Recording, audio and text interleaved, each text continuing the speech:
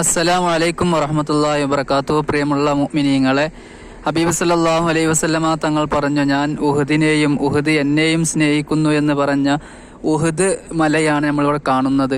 അവിടെയാണ് യുദ്ധം കൊടുമ്പിരി കൊണ്ട ആ മക്ബർ, ഹംസ റളിയല്ലാഹുവിന്റെ മക്ബറ കിടക്കുന്ന സ്ഥലത്താണ് യുദ്ധം കൊടുമ്പിരി കൊണ്ടത്. അവിടുന്ന് ഇപ്പുറത്തേക്ക് നോക്കിയാൽ ഉഹദ് മല നിങ്ങൾക്ക് വ്യക്തമായിട്ട് കാണാൻ സാധിക്കും. ആ മലയുടെ ഭാഗങ്ങളാണ് ഇത്. നാളെ സ്വർഗത്തിൽ അള്ളാഹുവിൻ്റെ റസൂലിൻ്റെ അടുക്കൽ ഈ മലയുണ്ടാകുമെന്ന് നമ്മൾക്ക് ചരിത്രം പഠിച്ചാൽ കാണാൻ സാധിക്കും.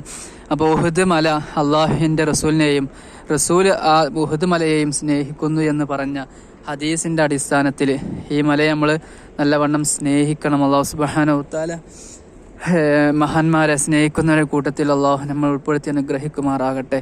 ഇതാണ് ഉഹദ് മല. ഇൻഷാ അല്ലാഹ്. അൽഹംദുലില്ലാഹ്.